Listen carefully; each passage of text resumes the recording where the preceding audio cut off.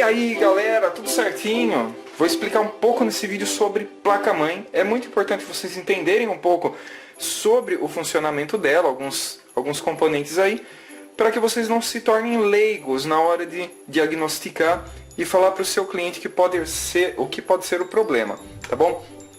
Eu tenho duas placas-mãe, eu tenho esse modelinho aqui que usa um Intel e tenho o outro modelo aqui que usa AMD, tá? São processadores Intel AMD, é os dois no mercado aí, certo? Esse daqui memória DDR2, tá? Não tem uma memória DDR3 para vocês verem, mas aqui uma memória DDR3. Então, né, o slot aqui de memória DDR2, onde tem um barramento, e aqui o slot de memória DDR3, são até que parecidos aí o conector, né?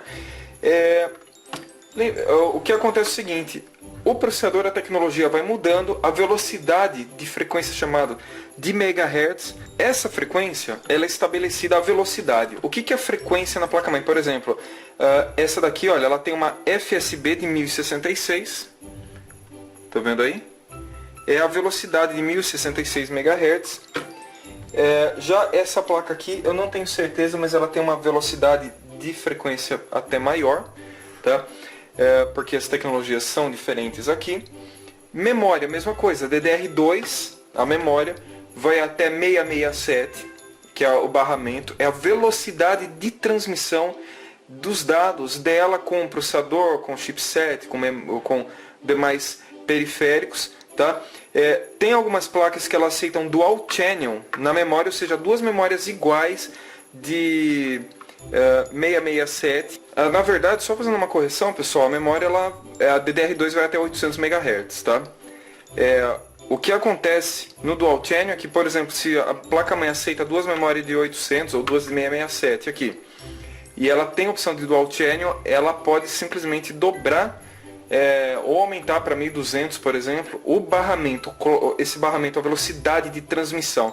Imaginando que essa frequência da memória, imagine uma via, certo? Enquanto uma memória DDR2 de 667 MHz, ela tem uma via para trafegar dados desse tamanho, uma DDR3 de 1000 e poucos MHz, ela tem uma via maior de transferência, ou seja, você dobra muito, às vezes triplica a quantidade de dados que passa rapidamente para se comunicar aqui na placa. Isso funciona entre todas as placas aí, certo? Quanto mais for alto o barramento, ou seja, a frequência de barramento dela, de 1066, 1333, 1600 MHz, por exemplo, mais rápida se torna a leitura, a gravação, a transferência e até mesmo com a placa de vídeo entre jogos e tudo. Então tem que ser, quanto mais rápido as memórias, melhor a qualidade, tá? Isso é muito importante. Também tem qualidades de memórias. Hoje a gente usa algumas memórias Smart, depois tem Kingston e a gente tem uma das melhores marcas aí, que é a Corsair, certo? É uma memória de alto desempenho, são caras pra caramba, algumas vêm até com um dissipador já encaixado aqui, porque ela pode aquecer, então ele refrigera mais. E a Corsair é uma das melhores marcas aí, entre fonte e memória, beleza? Então, memória interfere bastante no desempenho também, bem como um HD, um processador, lógico, e a própria placa-mãe, certo? A maioria das placas-mãe tem dois chips principais, que ele é identificado por um dissipador grande, bem como aqui, tá vendo? E o outro um pouco mais abaixo, tá aqui, igual esse aqui que já é maior, é o contrário aqui, tá? A gente tem a BGA, isso aqui embaixo dele, ele tem um chip, que eu vou mostrar aqui pra vocês. Calma aí. Debaixo desse dissipador grande aqui, que vocês estão vendo, ele tem um chip como esse, que apesar de parecer pequeno, tem uma tecnologia altíssima e ele emite muito calor, por isso que usa um dissipador bem grande, ele processa bastante aqui.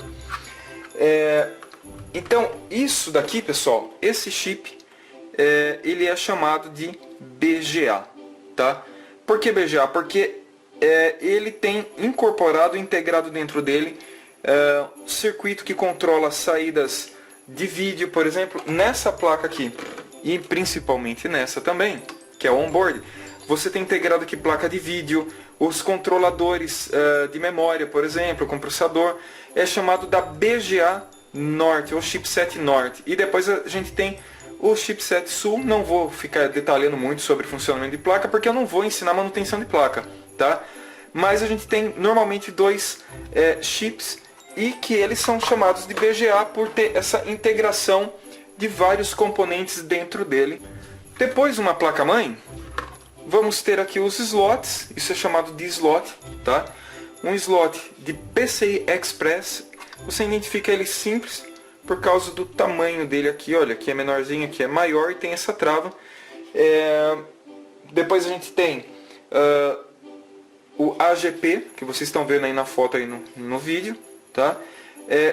Depois a gente tem o PCI normal, aqui é PCI Express, que é um barramento bem mais rápido, aqui o PCI normal de 32 bits, temos dois aqui. E, se eu não me engano, esse daqui é um mini PCI Express, tá? Aqui a gente tem também, além do socket, claro, né, que é para onde coloca o processador, os encaixes de memória, que nem eu já falei. A gente tem aqui, ó, os mini PCI Express, que é para ligar algumas plaquinhas de rede. Ele veio para substituir o PCI convencional aqui, porque, se eu não me engano, ele também tem 32 bits. Então tem alguns PCI Express aqui nessa placa, alguns PCI Express normal, então é mini, e esse é o normal para placa de vídeo. Aqui tem um PCI normal de 32 bits, mais um PCI Express. Por incrível que pareça, essa placa-mãe aceita ligar às vezes 3 ou 4 placas de vídeo simultaneamente, para fazer um clock, uma interligação entre placas de vídeo para poder jogar. Só aí, se vocês tiverem mais curiosidade, procurem pela internet, tá bom? Depois, pessoal, esses dissipadores aqui que eu falei, BGA Norte, ela esquenta muito. A gente tem BGA Sul, mesma coisa. Isso aqui é controladores de integração aqui da placa. E depois você vai encontrar placas que tem dissipadores próximos de processador. Aí você fala, poxa, mas o que é isso? Isso daqui, pessoal, é a alimentação do V-Core do processador. É chamado de MOSFETs, tá? Não preciso ficar explicando muito sobre isso, mas só quero explicar porquê do dissipador. Eles aquecem muito, tá? No caso, esses daqui não usa porque são MOSFETs mais normais, não aquecem tanto, tá? E também por causa do tipo de processador, beleza? Então, é ele o responsável por mandar energia aqui para o processador.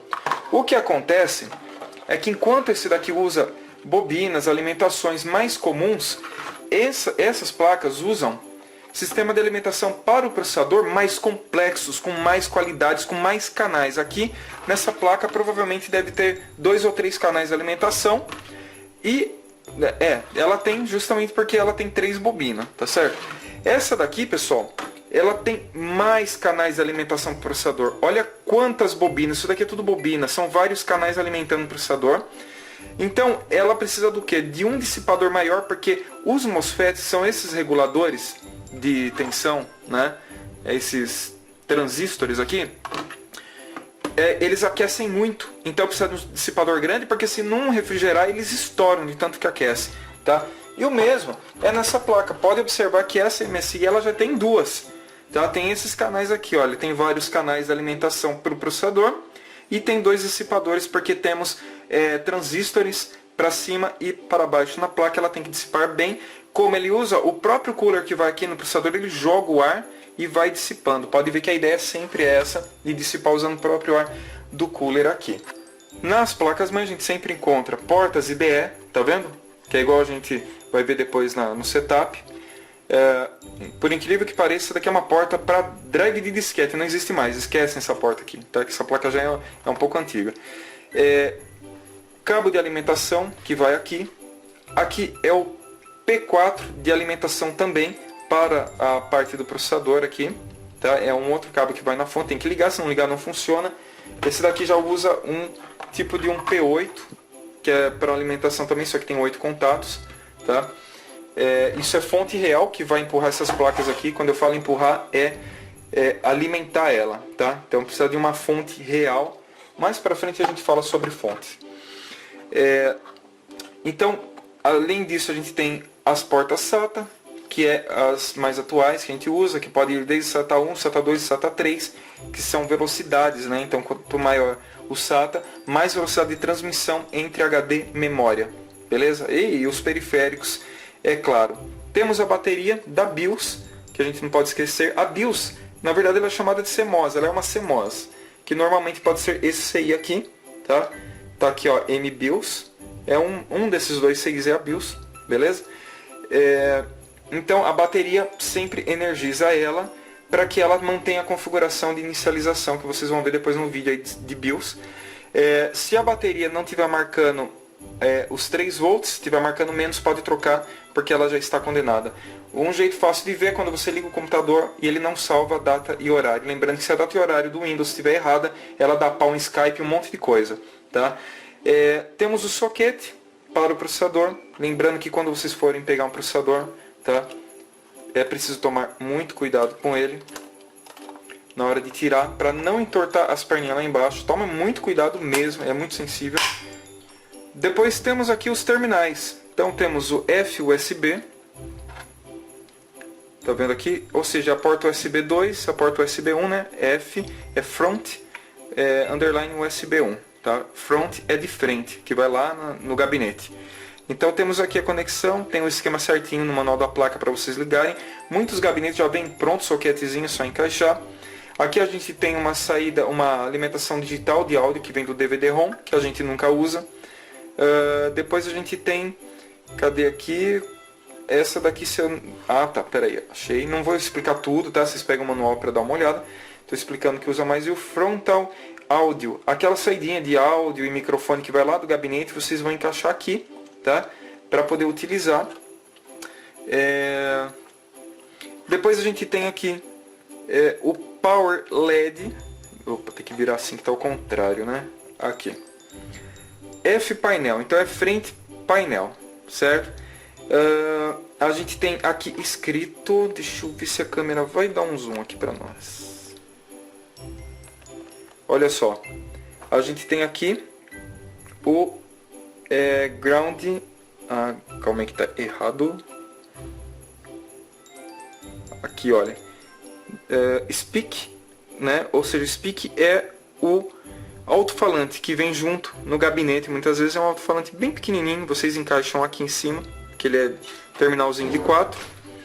Depois a gente tem aqui, olha, quando ele fala Power LED, a gente tem aqui o mais e o menos para ligar.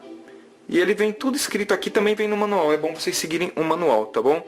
Para fazer toda a ligação, ou seja, tem o Power SW é o botão de ligar da máquina, depois tem um reset. O Power SW ele é referido por um PW, o reset é res, e o Power LED é a luzinha que liga lá na máquina, tá? Pode ver que ele está identificado. Normalmente as placas vêm tudo identificado aqui, os cabinhos certinho para vocês ligarem. Só dá uma lida aqui. No pior da situação, baixa o manual aí do fabricante que eles têm na internet e faz a leitura para conectar certinho os conectores, mas isso não tem segredo, tá bom, pessoal? Só pegar o manualzinho da placa-mãe que vocês ligam certinho, não queima se ligar errado, tá bom? Fica tranquilo aí em relação a esse problema, tá? Lógico, depois tem as placas aqui, vou tirar o zoom, olha, quase esqueci do zoom.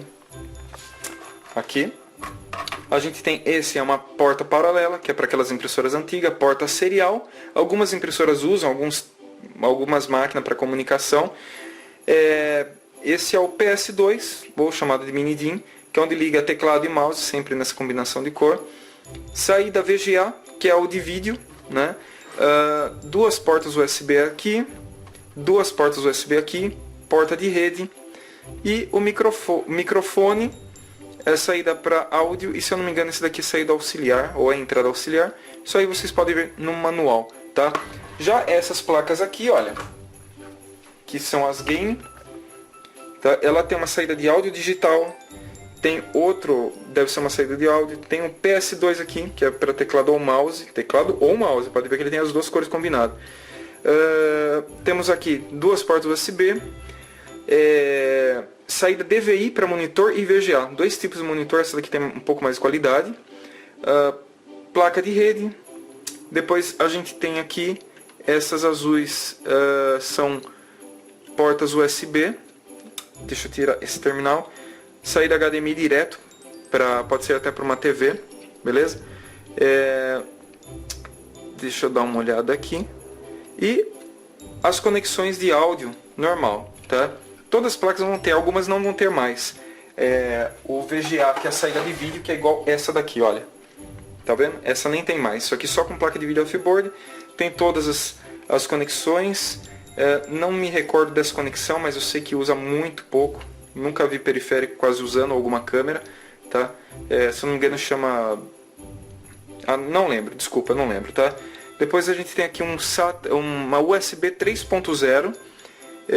Temos a USB convencional. Deixa eu dar uma olhada aqui. Porta de rede e o áudio normal, tá? Não modifica muita coisa não, beleza? Sempre que vocês forem testar, pessoal, tiver problema, a placa não liga, alguma coisa assim, o recomendado é tirar todos os cabos que liga painel, isso, áudio, frontal, deixar só o power LED, memória, processador e alimentação de fonte. E a placa de vídeo, se ela for off-board, e ligar. Porque às vezes se entrar em curto algum LED no painel, ela pode não deixar a placa iniciar, tá bom? Então essa foi uma explicação aí rápida, tá? Lembrando que vocês não podem ficar tocando a mão, é que essas placas aqui elas estão danificadas, por incrível que pareça. Não pode ficar tocando a mão nos componentes, é bom sempre manusear assim, tá? Quando vocês forem colocar ela lá no gabinete, a fonte tem que estar desligada. Os parafusos, vocês nunca apertam demais, encostou, só dá uma apertadinha, tá ótimo, tá bom? Porque a placa mãe, ela é fatiada, ela tem várias camadas, vocês podem partir no meio, então não pode. Quando for colocar uma memória, pessoal, olha só, o ideal da memória, quando vocês estão montando a máquina, é sempre pôr a memória primeiro aqui na bancada, né? Eu não vou fazer nessa porque não cabe. Ó, aqui, aí eu encaixo ela assim, olha, dos dois lados, tá? E aperto assim, olha. Pronto, entendeu? Se forem mexer que ela tiver fixada no gabinete, o que acontece é que na hora que vocês apertam, a placa ela enverga, tá? Se ela enverga, ela tem perigo de trincar no meio as soldas ali. Então, qual é o recomendado? Você tentar apoiar o máximo possível com a mão aqui, tá? E apertando ela, apoiando aqui embaixo. É sempre muito útil isso, tá? Os módulos de memória sempre devem ser chamados de módulo e não de pente. Pente é um jeito meio bizarro de falar, é feio, tá? O jeito correto de você falar para o seu cliente módulo de memória. Lembrem disso, já que o marketing é a alma do negócio aí também, tá? Fora o ótimo atendimento que vocês têm que oferecer. Beleza, pessoal? Acho que eu dei uma explicada muito boa em relação à placa-mãe, tá? Lembrando que ela só funciona, a placa-mãe ela vai ligar se tiver uma memória, processador e alimentação e uma placa de vídeo, tá? Sem isso ela não funciona, às vezes ela nem dá bip. Beleza? Então, se você gostou do vídeo, dá aquele joinha aí, se inscreva no canal e curta a nossa página no Face, www.facebook.com/rinkmania10. Falou, pessoal, um grande abraço.